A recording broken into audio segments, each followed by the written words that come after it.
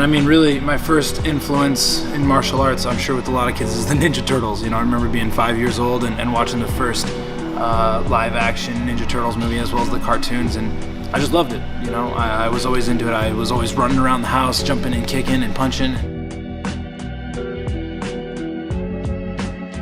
I started wrestling when I was 12 and did that all through middle school and high school. I actually broke my leg my senior year, so I didn't get to wrestle and play football, but that's where I learned to not take my health for granted. So once I healed up from my broken leg, I never stopped training, never. I started training and I haven't stopped since, and that was, you know, 12 years ago. You know, after high school, once I healed up, I just jumped right into MMA. I didn't have that competition, you know, hunger wasn't out of me since I didn't get to wrestle my senior year and whatnot. Had 21 fights and then decided, I think I want to get ranked in jiu-jitsu. How do I do that?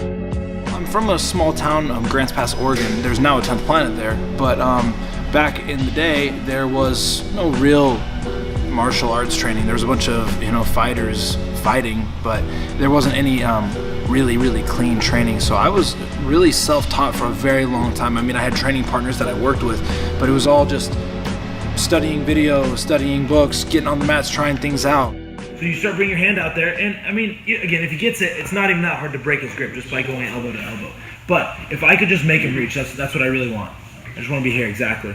Okay, and I'm just reaching across. He's following, I'm reaching, I'm grabbing his wrist, and I'm just hopping in right here. I could hit the pick right now, but I want to just do a quarter back turn to really kind of get his weight on that foot and kind of throw him off a little bit. Look, just take a big quarter turn backward. Now I drive with a high elbow. Okay, and just pick that ankle. So again, if he grabs my wrist, that's fine. I can still grab it across and drag and pass. But I just want to really develop the sensitivity of getting him to reach and just snatching that up. Just some higher level of stuff is all. Okay, a little crow hop in. I could try to hit it, but I'm going to do my quarter turn back, high elbow. You know, already looking to leg drag or get into my M1 position or whatnot. He's reaching.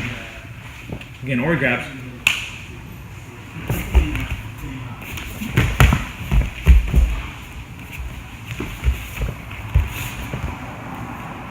See that? See the stance?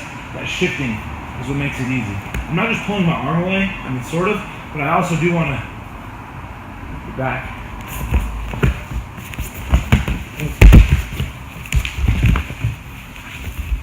You guys got that?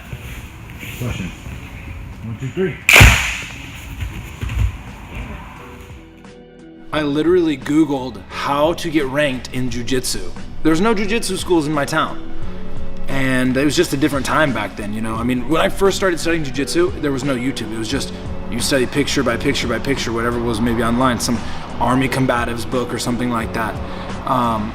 And so I Googled it, and it popped up a thread on 10thplanetjj.com on the forum. It popped up, and it was like the criteria of how to get ranked. And I was like, all right, you know, you had to like win 15 matches, wearing 10th Planet gear, throwing up the gang sign or whatever. I'm like, cool, I can do that. So I started competing and using 10th Planet techniques, you know, rubber guard and twister and lockdown, all that kind of stuff. And I got noticed, and I mean, really, 10th Planet, I've been adopted into it, but it's in my blood. It's who I am, it's what I am, it's what my jiu-jitsu is, you know, it's my mindset. It's not just a set of techniques, it's how I think, you know. And then I had 10 submissions in MMA before I even heard of 10th Planet Jiu-Jitsu. Once I found 10th Planet Jiu-Jitsu, it was just the glue that held all of the rest of my game together, and it just worked perfectly for me instantly. We're going to use our Russian 2-on-1, or our Iranian that is. Okay, we're going to shift, and we're going to jump outside instead and go right into a single leg. Now, he doesn't like his arm being in between here, so most likely what he's going to do, and again, the way we don't get leg scissored right here, if this guy just wants to get crazy and just jump, look, it's just by dropping my weight straight down. Okay, so even before he brings his arm out for the whizzer, right? If I grab on this leg, everyone's all just jumpy about these flying leg scissors. Okay, it only works if this leg, if he can jump off of it. But if I'm here and I just start putting all his weight on that leg, he can't jump back. Okay, so that's how we deal with that. Right, so again, we're using our Iranian. Okay, we're passing it off, jumping back in, hitting the single, okay? Weight down just so he can't do the leg scissor, but he's going to throw in a whizzer. The second he does, we just limp arm out and take the back. That's all we're looking for. So just, it's like a little hand fight going on, right? That's what this is, okay? I'm winning the hand fight here. I'm shifting back in, hitting the single leg. He goes for that whizzer because I know he will, and I just shuck it out. I win the hand fight. Boom. Okay, looking for our ankle pick that we just did, or we step to the outside and get that single leg. He throws the whizzer. Look, the limp arm. I'm here. I turn my palm up toward the ceiling. Elbow away, and the more you exaggerate the limpness of the arm and circling it around all the way around the body, the better.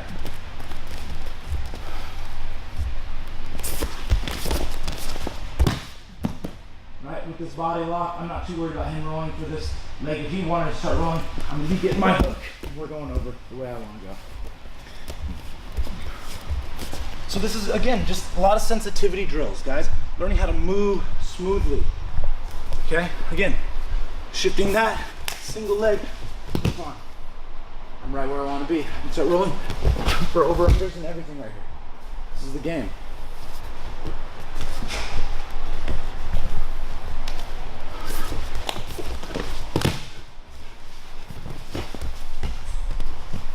Questions? One more time. Remember, even if he grabs the wrist, I can still drag it over elbow to elbow. That passes it off. It's even better to make him chase it. He never even got a hold of my wrist. Yeah. 1, 2, 3. The time I like full on committed, you know, it wasn't even when I quit my job and went full-time jiu-jitsu. It was actually when I got this tattoo. It was 2 years ago in Koh Tao, Thailand. I just had a really crazy trip there, and you know, like, I kind of grew up in a little conservative area, and it was like, oh, if you get a tattoo below your elbow, it's gonna be hard to get a job and this and that. And so to me, this was my symbol to myself of, who cares what anybody thinks? You're doing this. It doesn't matter if you have a tattoo anywhere, because you run your life and no one can judge you. They can judge you, but it's not gonna do anything. You know, you're gonna do what you do. And that was kind of like my full-on commit. So I literally wear it on my arm as a reminder, like, yo, this is what you are, this is what you do. Well, it means a lot of different things. It's Jeet Kune Do, but some people would see it as Tai Chi. It means a lot of different things, and in fact, since I've gotten it, it's meant more and more and more to me. So, you know, I still learn lessons from it. And I didn't want to listen to the taboo. I wanted to live my life the way I want to live it, not everyone else, you know, setting the standard for me and me having to do what everyone else thinks is normal. Like, what is normal? You know, if normal is something, I don't want to be it. Yo, man, you're a lifetime martial artist. You know, don't forget that. You know, don't get lost in all the bullshit that's going on out there in the world. There's a lot of it. People's telling you what you need and what you need to do and what success is. They don't know. You know, we all define our own success, and so this is me defining mine. If I grab even the crappiest whizzer you've ever felt, the crappiest single leg, the second I feel you put that whizzer in, look. You see what I mean? So we can just fake that. We can just make them look for that just to limp arm out. Okay, so let's find out when we do this. The second I feel him grabbing the S from here, the second I feel him reach back, I'm not letting him sink it in or anything. Timing. No, I'm just washing the mats because no one else does. Someone's got to clean these fucking mats.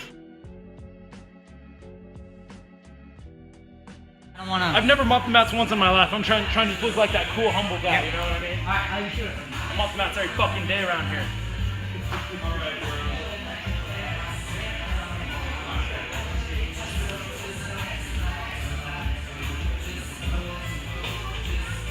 that's crazy. Never mopped mats. Never once, man. That's crazy. Stephen Pressfield in the book The War of Art. Yeah. The premise is that we are fighting a war against this thing called resistance. It's our enemy and it hates us. And it wants, resistance is that feeling that you get when you're sitting on the couch and you're like, oh, I'm not gonna go train today. I can take a day off. That's resistance. And if you sit on the couch, that's resistance winning. And that's you losing the battle, a battle in the war of art, you know? So when you think of, you know, today it's like, oh, do I want to get up and drive all the way across town and go to the archery range? Hell yeah. Hell yeah, I do. Because, dude, it teaches you so much about so many things, and you get out in nature and get to practice a highly technical skill, you know? That's what it's all about.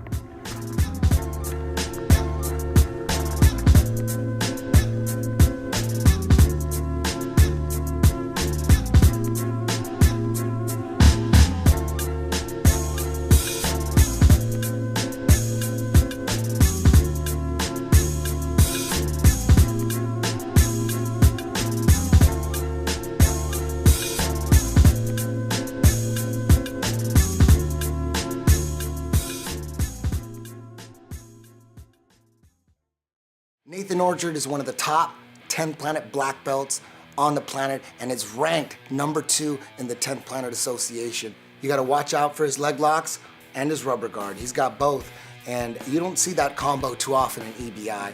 But if you're gonna smash through his leg locks, you're gonna go right into his rubber guard. So he's a tough one to figure out, and at 55, he's definitely one of the favorites to take this whole thing. You know, I got my purple belt, and I saw, you know, what some of the other guys around the country were doing, and I really wanted to do that, live jiu-jitsu life. You know, I moved up to Portland, and Phil Schwartz just so happened to have just moved up here as well. We got together, started doing business, and that was 4 years ago now. Really good clean reps from everybody. We did some beautiful work tonight, I appreciate it. Yeah, I mean, we started upstairs, you know, we started with like maybe 30 people all together. We had a little space upstairs, and then slowly as we grew, the other businesses in the building moved out, and so we were able to kind of like take over as they moved out. It used to be just a warehouse and like a, you know, tire factory or something like that, and then a clothing, some kind of secondhand clothing store. That I was a carpenter for years before I got into jiu-jitsu full time, and so I was able to actually renovate and really kind of put my own artistic touch on this and work really hard on the beams. It was one of the most difficult jobs I've ever done in my life. First I planed them, then I wire brushed them, then sanded, then stained them, all on a ladder, all overhead work. It was traumatic, but they're beautiful, so it was worth it. I win the hand fight. Boom. Okay, looking for our ankle pick that we just did, or we step to the outside and get that single leg, he throws the wizard. I was in EBI 1, 2, 3, 5, 11, and now 13. From 10th Planet Portland, please welcome Nathan. Brand new black belt. And, you know, he invited me to the Eddie Bravo Invitational, and of course I was pumped. You know, now, if I had no idea where it was going to go. We all hoped that it went somewhere big, and it really has. But, no, I mean, that was the beginning of not just EBI, but my career as a black belt. So definitely a very pivotal, you know, point in my career, and something that's really helped build me up. I took second place at EBI 2, which was 155. The next time I had the chance to go 155, I actually lost just by, I think it was like 9 seconds or something like that. But in a match that I absolutely dominated. That's the thing about EBI rules, and that's something I've really learned about, is the you know, the strategy behind how you play the overtime. You know, I've always been a guy that just wants to go for the sub, but look, sometimes you just, in the rule set, you got to play by the rule set. And so I've lost twice. I lost in the finals of EBI 2 because of just being so antsy to get the submission, and the same thing happened in EBI 5. You know, since then I've been in Submission Underground a couple times. I've won in the overtime. I've really learned how to play that game. But in the 10-minute, you know, round, you're just gonna see me go for it. In overtime, I understand the strategy, and I'm not gonna just get beat by that again. Just thinking about how it all works, and the strategy of, you know, if you wanna, how long you should get riding time before you actually really try to go for the submission. And then, you know, putting pressure on your opponent by getting the riding time, or there's just some strategy that goes into it. You get these superstars that they don't want to learn the EBI overtime rules. They don't even think about it. They're like, I'm gonna show up and do this event. It's like, no, you gotta understand what's going on here, man, or you're gonna lose.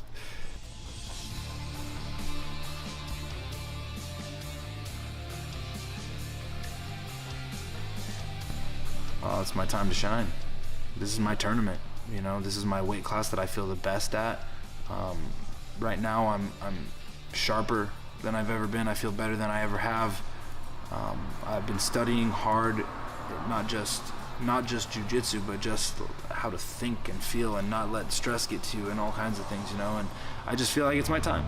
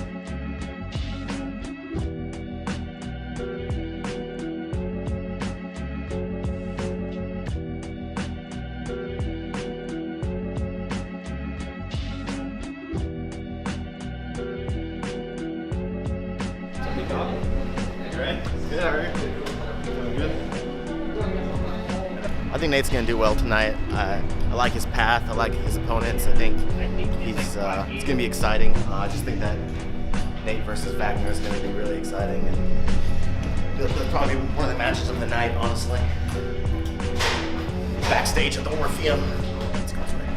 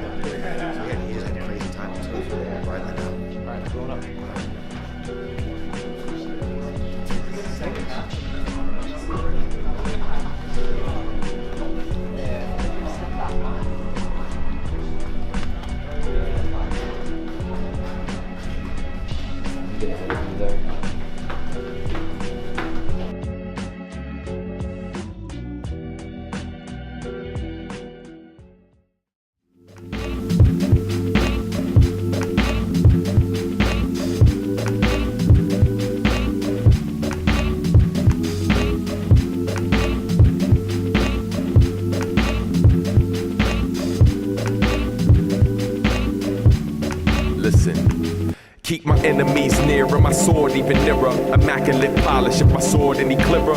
You could go blind from a door in its glimmer. Callous knuckles in the palms of a stiller.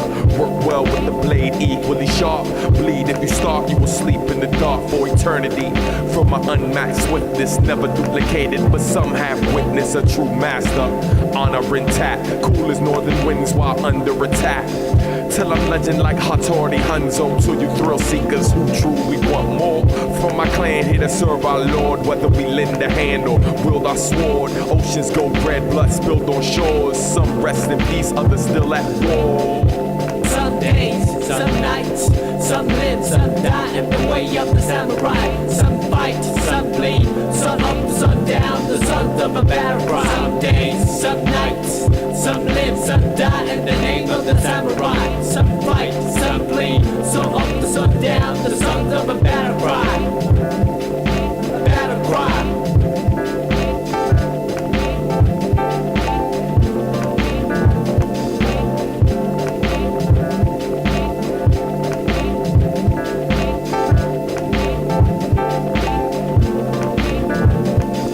Moon-drenched terrain, only like we see rays, my blaze reflections, swung with might and speed. Got a warrior spirit, see the fight in me. Refuse to be robbed of my right to bleed for my land and people. And Bushido, no clans are equal, their plans are see-through. At times your own confidence can defeat you when faced with adversaries commanding evil. A humble servant, familiar with sacrifice, hard to understand when your heart's as black as night. Some deny the true hero inside. You can see their souls empty when you stare in their eyes. I remain opposite of the spectrum, fear no opposition, but gotta respect them. Just one of 7 ways of the warrior, whether samurai or you play the orator. Some days, some nights, some live, some die, and the way up the samurai. Some fight, some bleed. I was just thinking, I was like, when I was in bad position. I was like, look at this going on all around me. It seems like it's all crazy. It's just a thing fucking happening. You know what I mean? Got in the moment for a second, and I was just like, this is cool. You know? Just kept going. Just kept having fun. Keep telling you to rest loose. Yeah, do it. I love it. The fast 10 minutes. Cardio solid. Yeah, I feel fucking great. I feel fucking great. Very nice. Now I'm gonna go back to listening to my love songs. Childish Gambino's got your number. I'm just gonna go all out because You're in combat jiu-jitsu now. Yeah, I guess I'm in it. That's you. Alright. Good. No, he deserves it. He deserves it. Thanks, PJ. Dude. You're so tough out there, bro. I'm serious. Get you right back up there, bro. Reception. Get Okay. you right back up there. Hey, Get you right do back that shit, boy. Have fun with it, baby. Go kill it, buddy. You too, buddy. Smoking, please. Get out of here, old bad. Oh shit, what's up?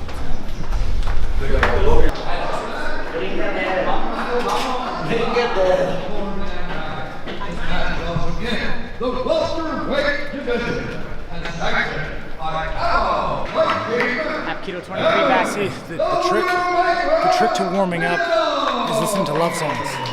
That's where it's at right there. You know, some little Incubus soft jams, you know what I'm saying? Some old school shit. This is great. Little boys to men. Yeah. Special attraction in combat jiu-jitsu. Yeah, sharp like an edge of a samurai sword, the mental blade cut through flesh and bone. Though my mind's at peace, the word out of order, missing then the heat, life gets colder. Oh yes, I have to find my path, no less walk on earth, water and fire. The elements come. It's gonna be a good one. It's crazy. He's gonna go for it, dude. He's just gonna fucking go for it. It's gonna be an all-out war. Wrapping up our first round matchups, the seasoned black belt Nathan Orchard makes it on a mission to take the First up to the mat, representing 10th Planet Portland, Nathan Orchard.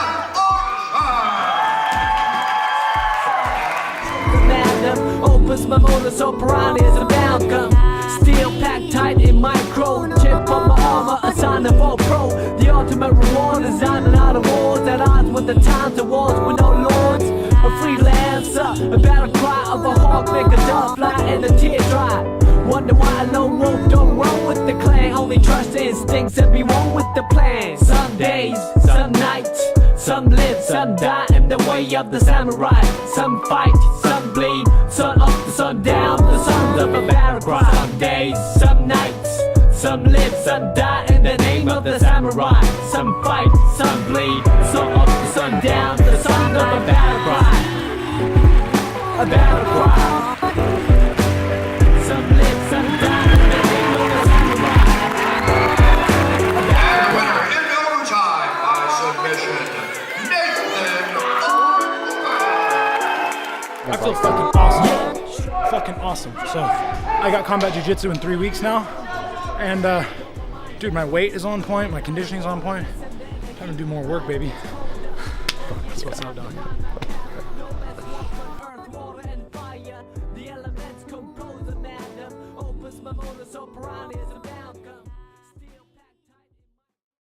The thing that helped me, I feel, succeed today, my mindset, the closer we are to death, the more alive we feel, right? And going against all these savages, I feel very close to death. So I take the time during my match to be thankful to be so alive. so alive, experiencing something so intense and so real. I always remember, I'm not competing against these guys. I'm competing against myself. That's it. I told myself during every match, get out of your own way. Get out of your own way. Our mind is limitless, right? And that's the only thing that's holding us back is our mind. So get out of your own way and succeed.